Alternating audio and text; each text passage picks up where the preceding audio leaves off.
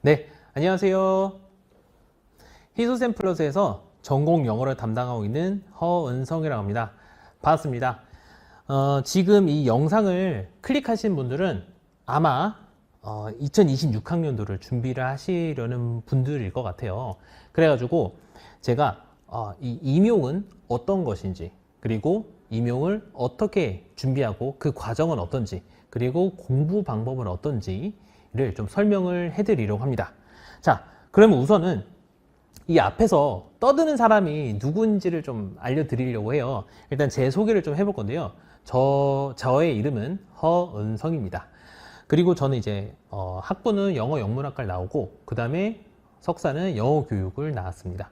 그리고 좀 뭐 경력을 보시면은 여기 보면 약간 뭐 특이한 뭐 경력이라고 해야 될까요? 있는데 저는 이제 경기도 교육청에서 이제 공직에 몸을 담았었고, 그거 나오고 나서 사기업에 들어가서 이제 천재교육이라는 곳에 들어가서 교과서 되게 유명하잖아요. 교과서 전략팀에 들어가서 교과서 관련된 일을 했었습니다. 그러고 나서는 뭐 공무원 영어 강의도 많이 했었고, 그 다음에 임용 영어 강의도 좀 했거든요. 그러던 와중에 이제 희소에서 좀 좋은 이제 요청 뭐 제안을 주셔가지고 그 기회를 잡아서 이렇게 같이 여러분들이랑 수업을 하게 되었습니다. 자, 그러면은 일단은 임용이 어떤 건지를 좀 봐야 되잖아요. 자, 임용은 일단은 5에서 6월 사전 티오가 나옵니다. 근데 여러분들 아시겠지만은 사전 티오가 5에서 6월에 거의 나오지가 않아요. 왜냐면은 이게 어쨌든 공무원을 뽑는 거고, 그리고 교사를 뽑는 거기 때문에 이게 예산이 걸려 있는 거거든요. 그래서 예산이 5, 6월에 거의 뭐 확정이 뭐 당연히 되지도 않죠. 그리고 계속 이제 기재부랑 교육부랑 막 싸움을 하면서 뭐 몇 명 더 늘려야 되느니 말아야 되느니 이런 이야기가 오고 가서 5, 6월에는 거의 안 나오고요. 보통 한 8월 뭐 늦으면 9월 이렇게 넘어가서 가티오가 나옵니다. 그러고 나서는 이제 10월이 되잖아요. 10월에는 바로 실제 이제 찐 티오가 나오고 이제 원서 접수를 하게 됩니다. 그러고 나서 뭐 서울 보실 분들, 뭐 경기도 보실 분들, 뭐 등등등등 이제 원서 접수를 하시고, 그 다음에 11월에는 이제 진짜 1차 시험이 있게 됩니다. 자, 쌤 그러면은 1차는 언제 봐요? 11월에 보는데 이렇게 생각하시면 돼요. 여러분들이 수능 있잖아요. 자, 수능이 11월 셋째 주 목요일이죠. 자, 그럼 이때를 기준으로 이 앞에는 뭐예요? 앞에는 바로 초등 임용, 그 다음에 이 뒤에는 바로 저희 중등 임용이라고 생각하시면 됩니다. 자, 그래서 토요일에 보고요. 9시부터 이제 오후까지 보게 되는데 1교시는 여러분들이 뭐 당연히 알고 있는 교육학 60분을 보고요. 교육학은 이제 논술형으로 보게 되시고, 그 다음에 2교시랑 3교시는 저희 이제 영어과니까 전공 영어를 보게 됩니다. 뭐 전공 A랑 B는 뭐 범위에 대해서는 차이는 없고요. 그냥 나누는 것 뿐입니다. 그래서 90분, 90분씩 보게 되고요. 이게 여러분들 실제 시험을 보시면은 이게 손이 아파요. 막 교육학도 특히 교육학 쓰면은 되게 아프거든요. 막 1시간 동안 계속 이게 써야 되고, 그 다음에 전공 A랑 전공 B도 볼 때 계속 손으로 써야 되기 때문에 좀 손도 아프고, 그리고 연습을 좀 많이 해보셔야 됩니다. 저희 항상 이제 객관식만 거의 했잖아요.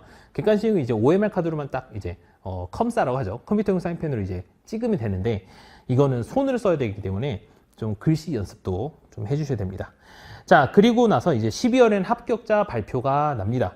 근데 이게 굉장히 좀 잔인한 시기가 뭐냐면은 거의 한 12월 말쯤에 나요. 그럼 여러분들 생각을 해보세요.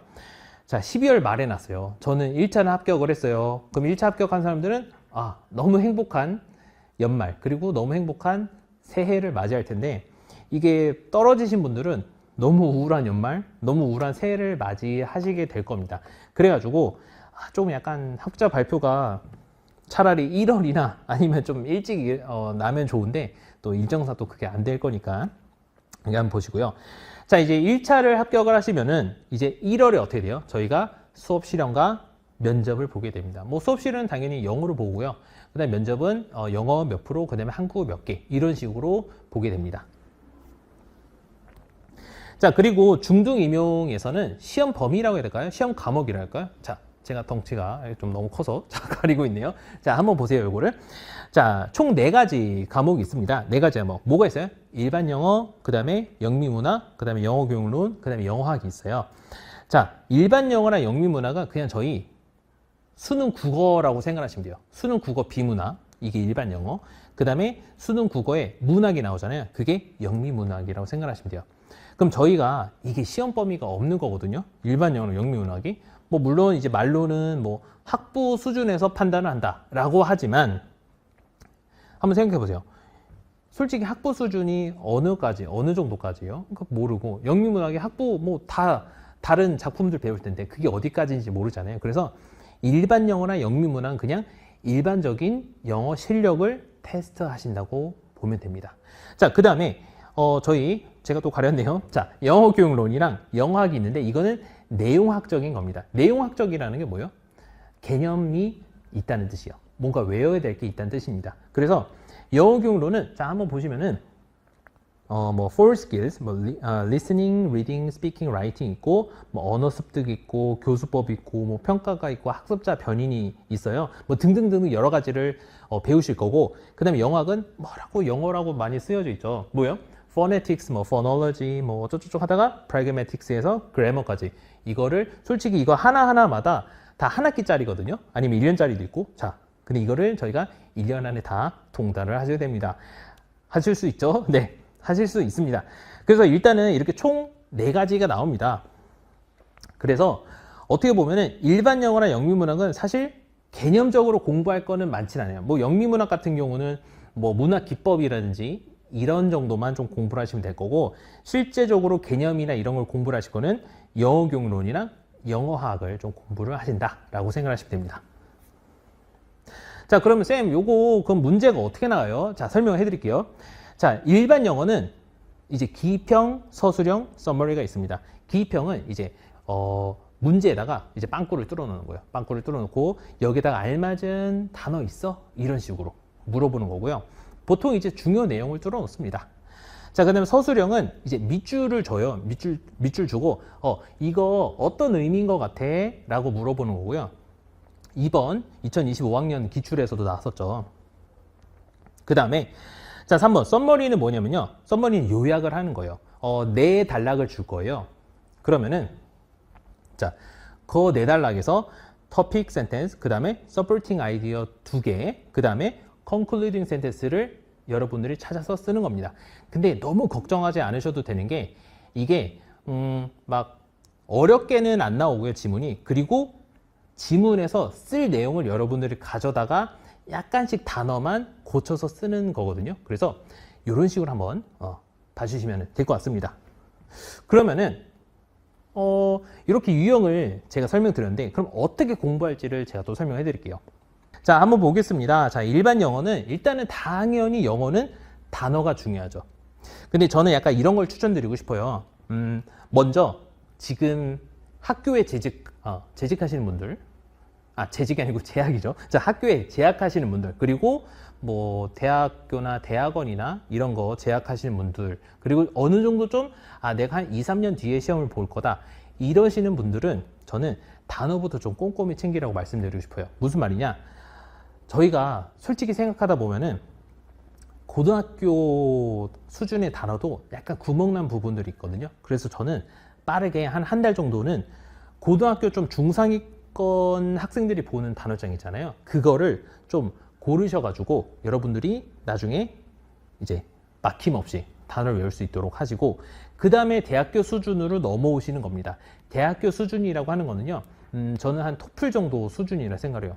쌤 토플도 어렵지 않아요? 근데 임용이 나오는 것보다는 조금 쉬워요. 그렇기 때문에 토플로 조금 단어를, 왜냐하면 토플 단어가 어차피 그냥 비슷비슷합니다. 일반 영어에서 나오는 거. 자, 그 다음에 임용 수준 단어는 뭐냐면은 여러분들이 합격 수기 같은 거를 보면은 이런 게 나와요. 뭐 제가 뭐 책을 홍보하는 건 아닙니다. 자, M 땡 3만 뭐 몇 자의 단어장이 있고 그 다음에 복화 성경 단어장이 있어요. 뭐 성경은 뭐 영어로 한번 바꿔보세요. 그런 단어장이 있는데 자, 보통 그 단어로 많이들 공부를 하십니다. 근데 어떤 이제 학생분들이나 어떤 분들은 이거 조금 너무 투머치한 거 아니야? 라고 생각하세요. 투머치한 거긴 해요. 좀 모르셔도 되는 단어들이 나오기도 하니까. 그런데 저희 이런 말 있잖아요. 뭐 니값 한다. 이런 말 있잖아요. 니값이 뭐예요? 이름값이잖아요.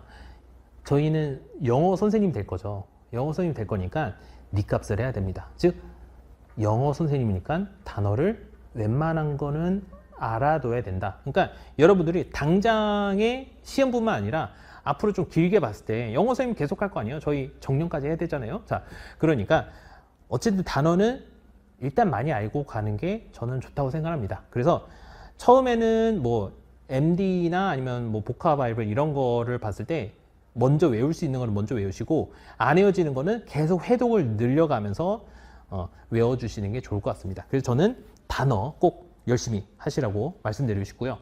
자, 그 다음에 꾸준함이 중요합니다. 2번. 여러분들 한번 생각해 보세요.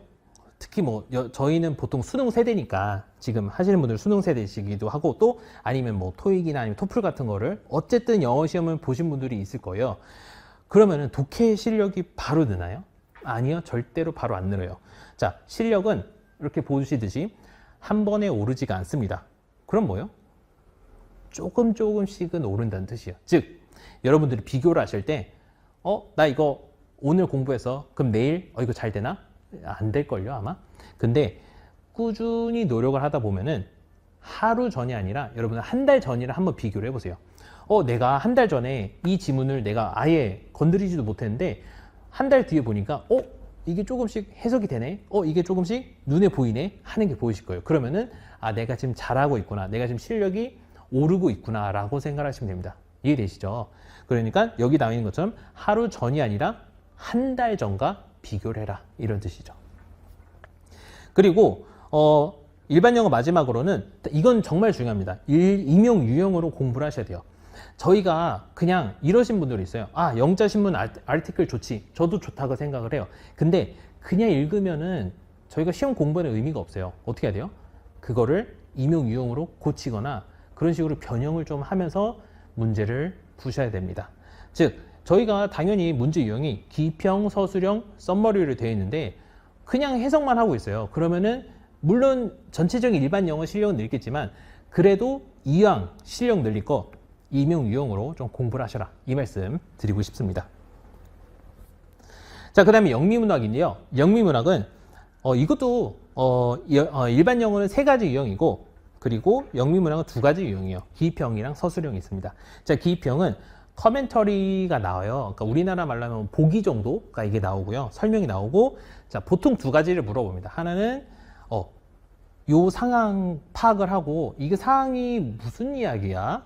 라는 어떤 단어를 꼭 집어서 이제 뽑아내는 거고요. 그리고 하나는 문학 기법을 사용이 됐는데 어떤 문학 기법이 사용돼서 그럼 그거와 관련된 단어를 찾아봐 라는 게 나올 겁니다.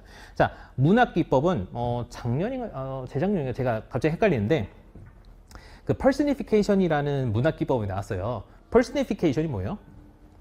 그렇죠? 의인화죠. 그러면은 커멘터리에 의인화에 대한 설명을 주어집니다. 의인화가 뭐 어쩌고저쩌고요. 그러면 이 글에서는 personification을 사용한 부분을 골라봐 라는 게 나옵니다. 그러면은 이런 식으로도 나오고요. 자, 그 다음에 서술형 뭐가 나오냐면 밑줄을 주고 이거 시에서 의미하는 바가 뭐야? 이 드라마에서 의미하는 바가 뭐야? 이렇게 물어보는 거죠. 그러면은 저희는 어떻게 공부를 하셔야 되느냐? 자, 1번 한번 보세요. 문학 개념은 좀 몇 가지가 있거든요. 자, 그거를 좀 철저히 공부를 하셔야 되는 겁니다. 근데 쌤 커멘터리에 다 설명 준다며. 설명을 주긴 줘요. 설명 주긴 주는데 안 나올 경우를 저희는 좀 대비를 하자는 거죠.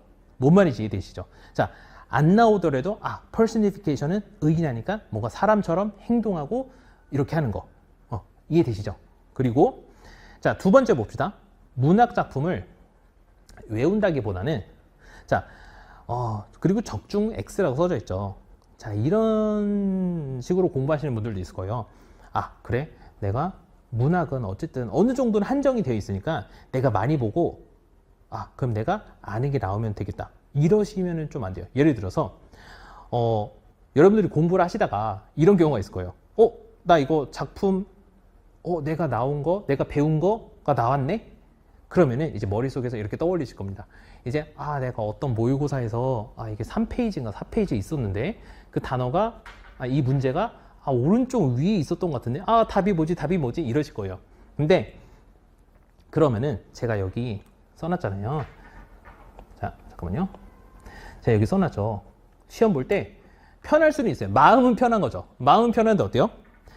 이게 좀 쉽지가 않을 겁니다. 오히려 방해가 돼요. 왜냐면은 정답만 찾으려고 하니까. 이해되시죠? 자, 그 다음에 봅시다. 그 다음에 저희는 그래가지고 작품 적중보다는 실력을 쌓는다는 느낌으로 공부를 해주셔야 되고요. 그리고 만약에 쌤 저는 좀 그래도 문학 작품을 좀 읽고 싶어요 하잖아요. 제가 또 가렸네요. 자, 보세요. 자, 요거 보이시죠? 요거. 자, 최대한 이왕이면은 현대 작품으로 좀 해주세요. 네, 현대 작품으로. 자, 왜냐면은 요새는 현대 작품이 좀 많이 나오거든요. 그래서 이왕 어차피 읽을 거 그래도 현대 작품으로 읽으면서 실력을 키우자 이겁니다.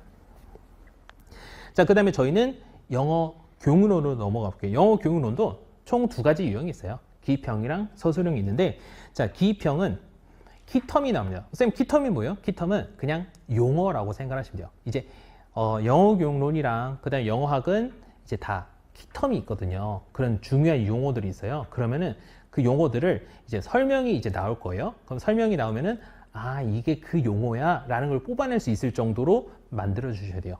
근데 보통 이제 개념을 주고 이 용어 뭐야 이렇게는 보통 안 물어보고 이제 뭐 선생님이랑 선생님 또는 학생이랑 학생 또는 선생님이랑 학생이랑 뭔가 대화나 이런 거를 쫙 줄 거예요. 그 주는 거에 있어서 여러분들이 아, 이거 그 이야기 하는 거구나 라는 걸 뽑아내실 줄 아셔야 됩니다. 이런 식으로 하시면 되고요. 그 다음에 서술형은 되게 어떻게 나오냐면은, 자, 봐봐요. 서술형은 A 지문이 있고 B 지문이 있다고 해봅시다. 자, 그러면은 A 지문에는 뭔가 개념적인 게 아마 나올 거예요. 자, 뭐 어떤 원리가 있는데, 평가 원리가 있는데 1, 2, 3, 4, 5번 뭐뭐가 있어요. 자, 쫙 줬어요. 이제 B에는 뭐 선생님이랑 대하는 게 있다 해봅시다. 선생님 저 이제 평가를 하는데 이게 너무 어려워요. 이게 너무 힘들어요. 이렇게 나오잖아요. 그러면은 이제 이 선생님이 힘든 게 어떤 원리에 연결이 되는지를 찾아주셔야 되는 거죠. 이런 식으로 나오는 겁니다. 자, 그러면은 공부 방법을 한번 볼게요. 자, 키텀은 당연히 기본적인 키텀은 당연히 다 공부를 하셔야 됩니다. 쌤 기출에 나와 있는 것도요? 기출에 나와 있는 것도 당연히 하셔야 돼요. 이번 2025년 것도 2025학년 것도 저번에 나왔던 저번에 아마 답이 인트라레이터 릴라이빌리티였을 거예요. 그거와 대척점에는 인터레이터가 나왔거든요. 그래서 꼭 기출에 나왔다고 해서 그거를 무시하지 마시고 항상 같이 가져가셔야 된다. 이런 말씀을 드리고 싶습니다. 그리고 저는 이렇게도 공부를 하시면 좋을 것 같아요.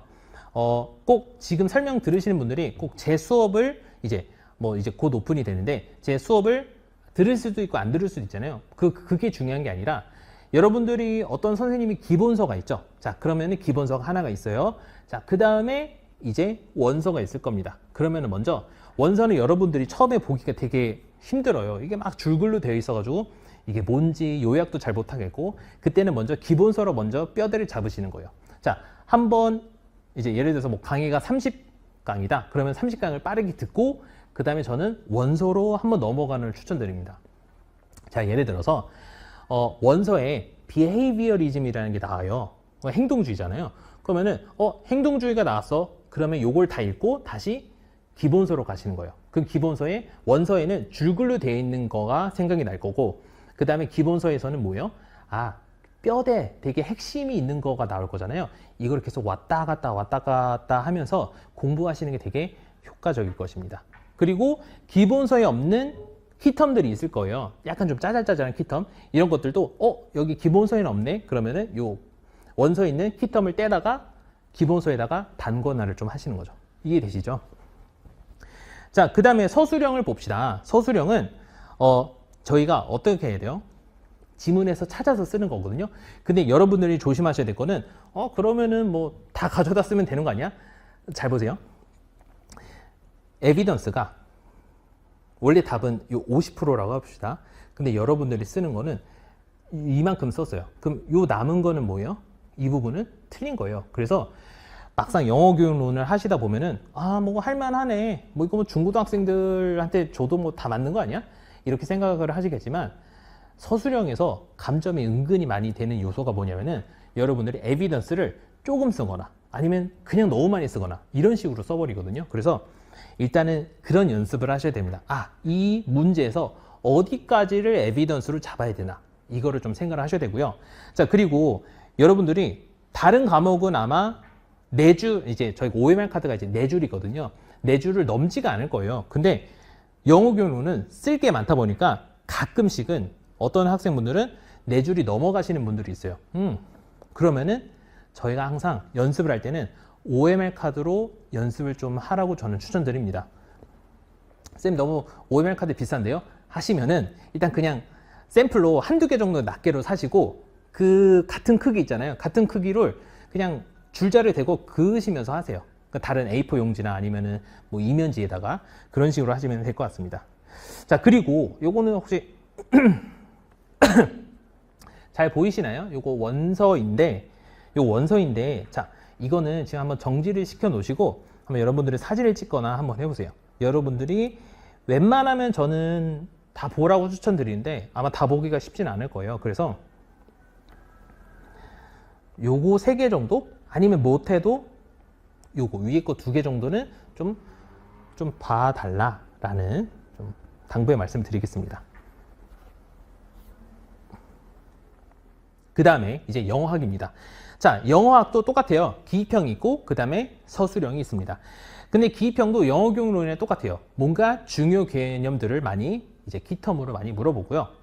자, 그 다음에 이번에 서술형은 뭐냐면은 영어학은 보통 어떤 문제 나오냐면은 이게 문장 주고서 이거 정문이야 비문이야, 이거 맞는 말이야 틀린 말이야 이렇게 나오거나, 아니면은 어떤 의문론적인 어떤 설명을 줘요. 지문을 주고 그러면은 야 이거 규칙 한번 너가 찾아가지고 나한테 한번 설명해봐, 이런 식으로 나오거든요. 그리고 이유도 한번 좀 설명해봐, 이런 식으로 나옵니다. 근데 그러면은 여기서는 이제 어떻게 공부를 하셔야 되냐면은 당연히 영어학은 키텀 위주로, 특히 기입형은 키텀 위주로, 즉 기입형이 기본적인 개념이 주로 출제가 되는데요. 자, 헷갈리는 개념 없이 완벽하게 좀 구분을 해 놓으시면서 공부를 해주시고, 자, 그 다음에 서술형을 작성 시에는 여러분들이 데이터를 보고 어떤 의문론적인 그런 데이터들이 있을 거예요. 그럼 데이터를 보고 요거는 이런 규칙을 만들어내는구나, 그런 연습을 많이 해보셔야 됩니다. 그리고 쌤 그러면 영어하기 좀 문장도 좀 어렵고 어떻게 좀 연습을 해야 되나요? 몇 가지 간단한 거는 좀 외워두시면 좋은데, 다행스러운 거는 여기 잘 보이시죠? 자, 지문에 쓸 문장이 다시요.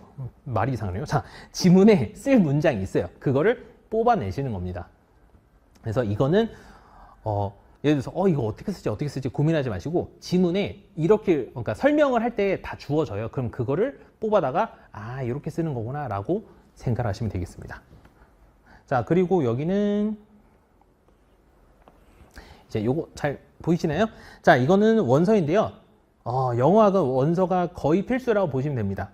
일단은 요거 3개는 무조건 혼자 하든 뭐 선생님이라든 무조건 한번 봐야 되는 거고요. 이게 출제가 많이 됐습니다. 그리고 요새는 요 부분도 많이 출제돼요. 그 다음에 신텍스도 많이 출제되고. 그럼 쌤 다 보라는 뜻인가요? 이왕이면 다 보는 게 좋습니다. 그래도 일단은 요 3개는 먼저 한번 필수적으로 본다, 이렇게 한번 봐주시면 되겠습니다. 자, 그러면은 제가 여태까지 일반 영어, 그 다음에 영미문화, 그 다음에 영어 경론, 그 다음에 영어학에 관련돼서 각 과목별로 출제 유형이 어떤지, 그리고 어떠한 공부 방법을 세워야 되는지를 제가 설명드렸어요. 그러면 이제 그냥 전체적으로 공부하는 방식을 어떻게 해야 될지를 좀 설명을 해드릴게요.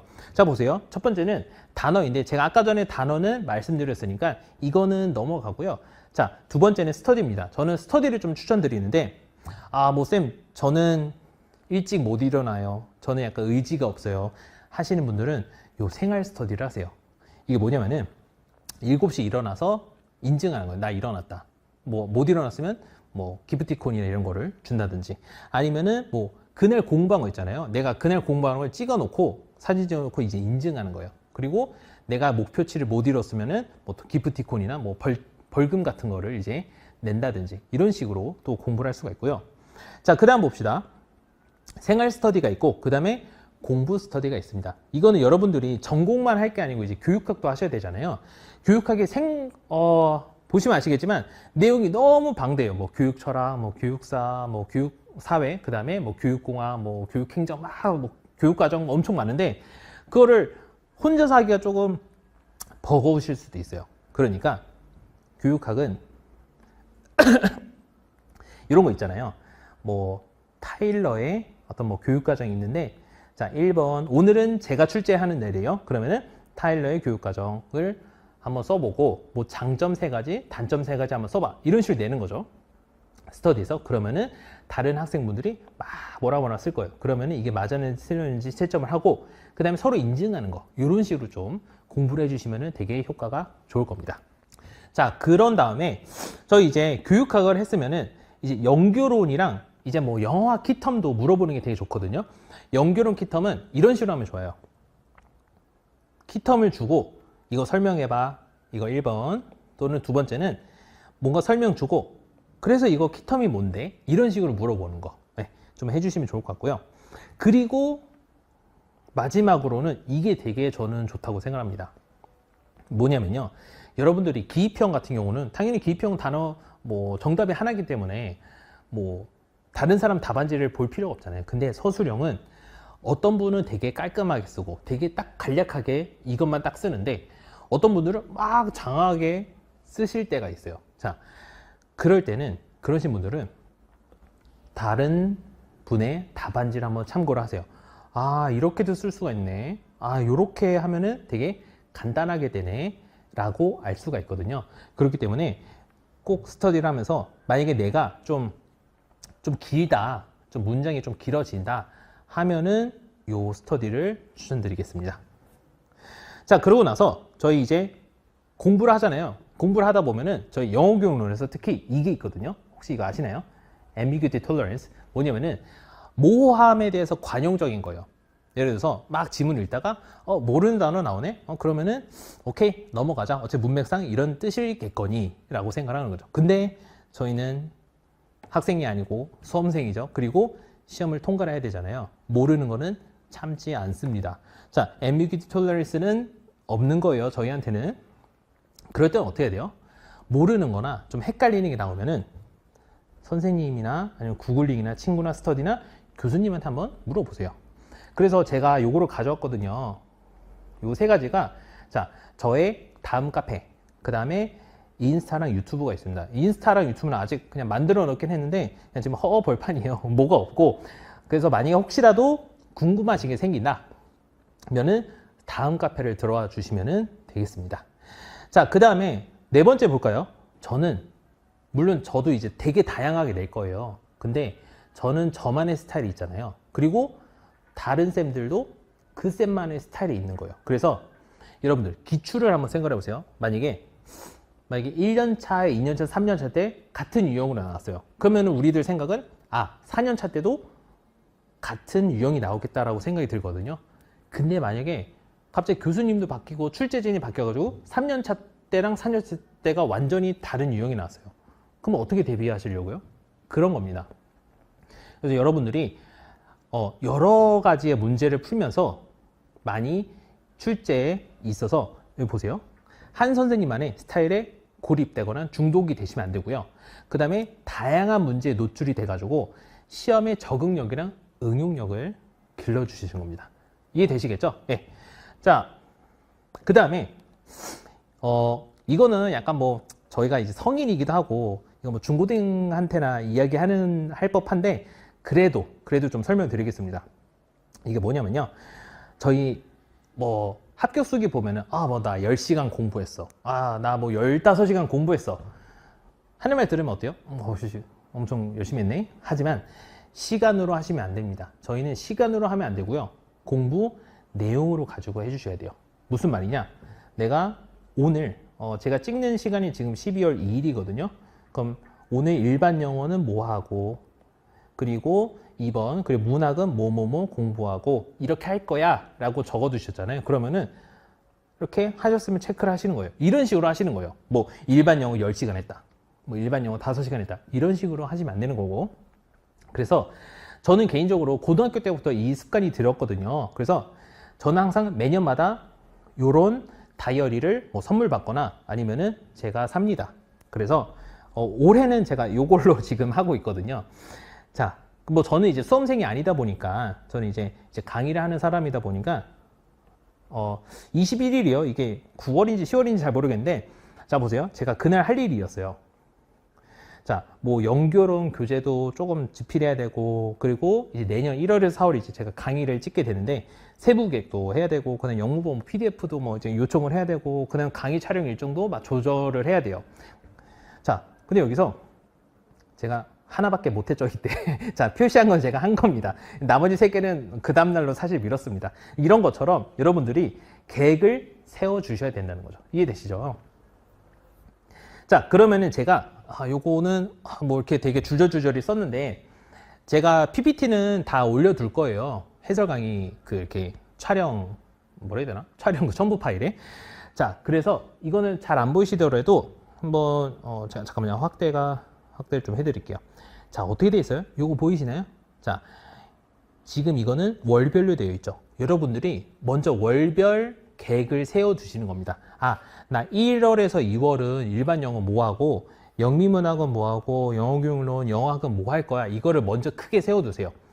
그러고 나서 이제 어떻게 해야 되는 거예요? 이제 일주일치씩 가는 겁니다. 자, 이렇게 하는 거죠. 1월 6일에 월요일인데 나 일반 영어 할 건데 어떻게 해요?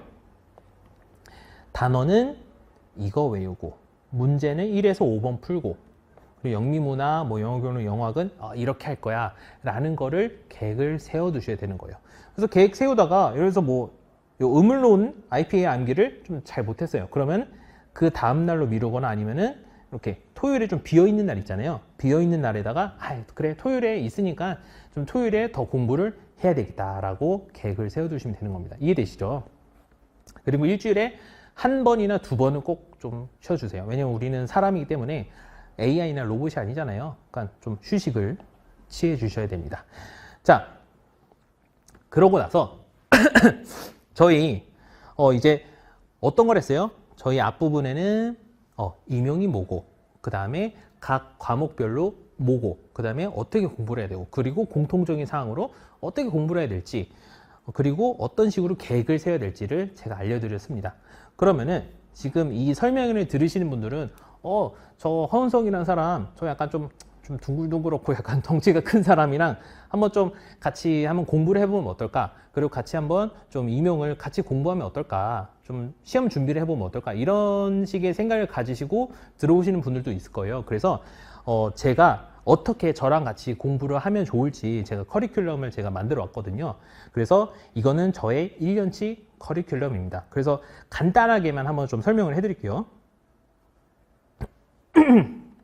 자, 이제 목이 완전 맛이 가려고 그러네요. 자, 죄송합니다. 자, 저희는 이렇게 끊을 거예요. 1월에서 2월, 그 다음에 3월에서 4월, 그 다음에 5월에서 6월 이렇게 끊을 겁니다. 자, 1월에서 일단은 2월, 그 다음에 3월에서 4월은 기본 개념을 할 거예요. 근데 기본 개념을 하는데 잘 보세요.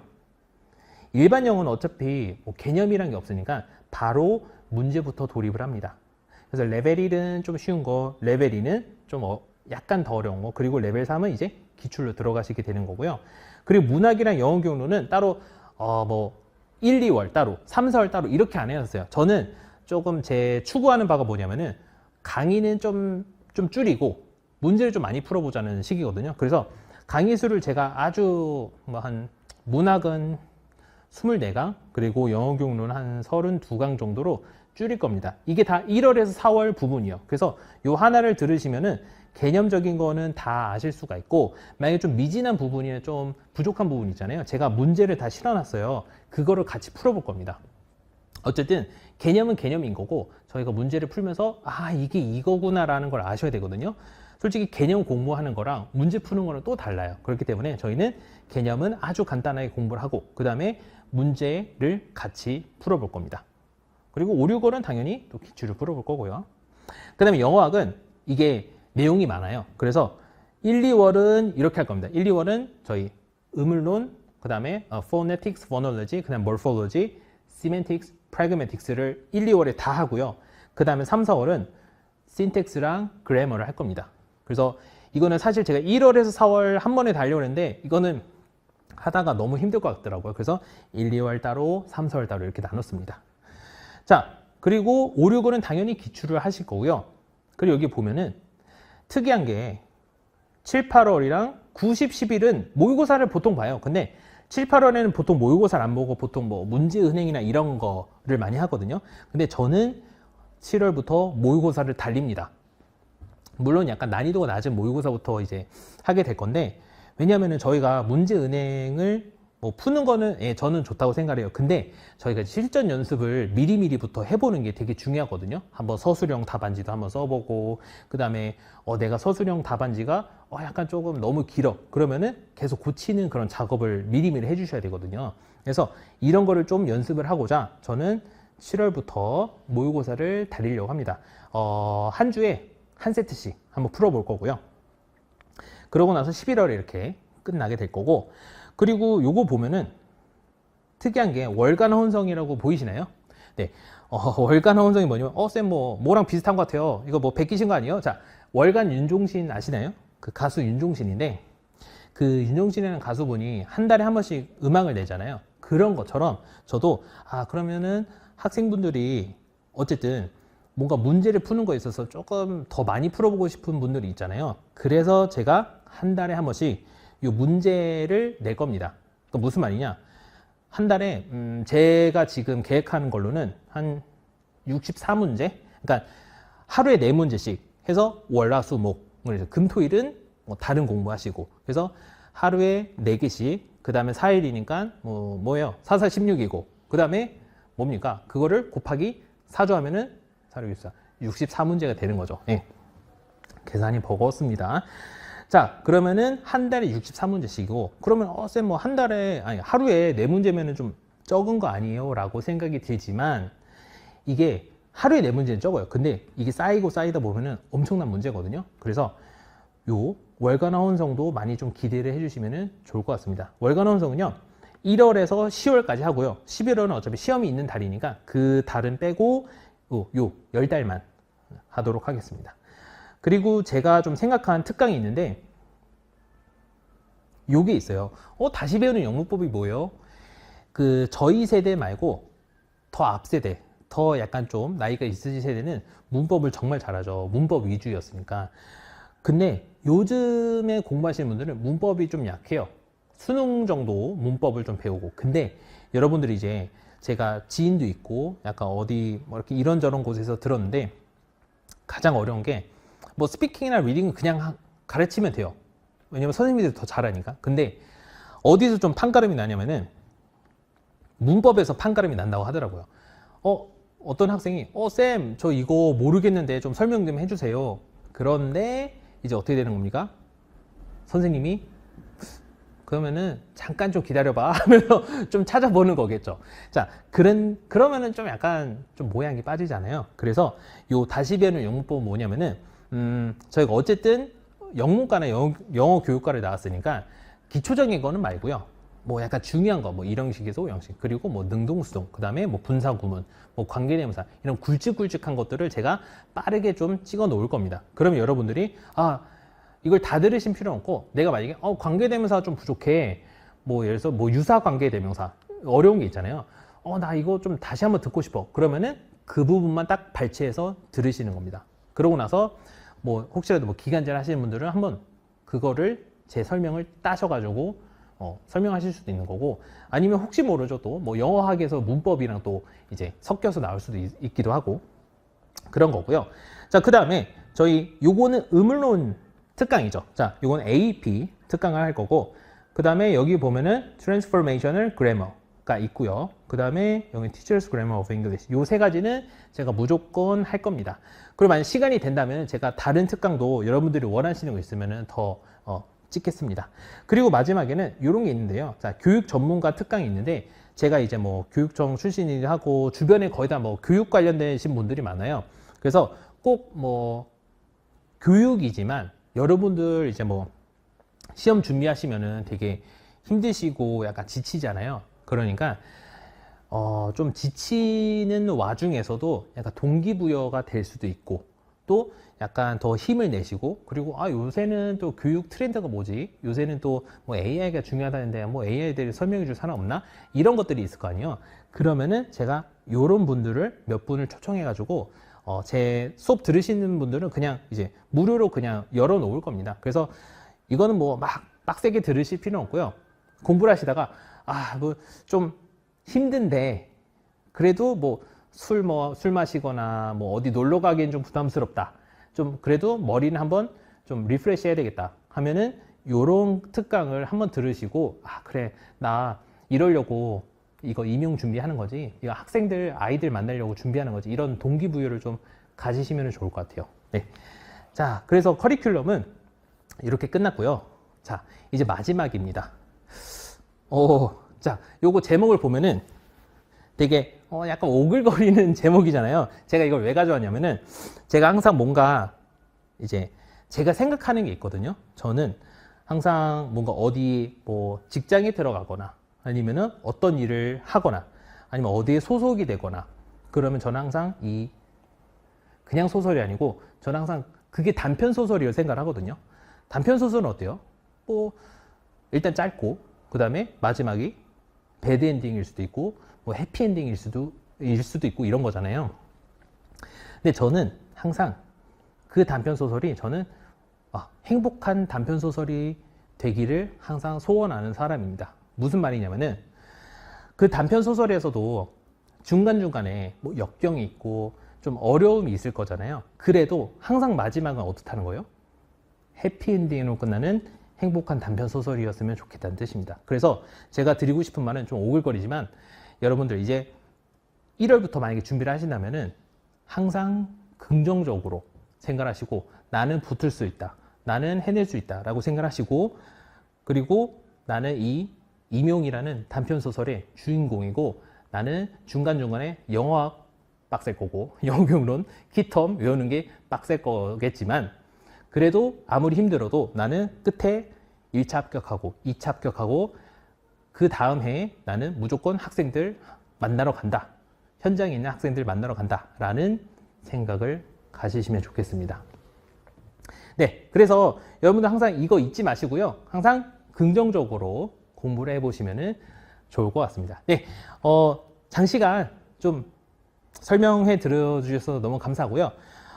저랑은 또 다음에 강의로도 만날 수도 있고 아니면 특강으로도 만날 수가 있으니까 언젠가는 또 한번 뵙기를 소원합니다. 너무 들어주셔서 감사하고요. 다음에 뵙겠습니다. 감사합니다.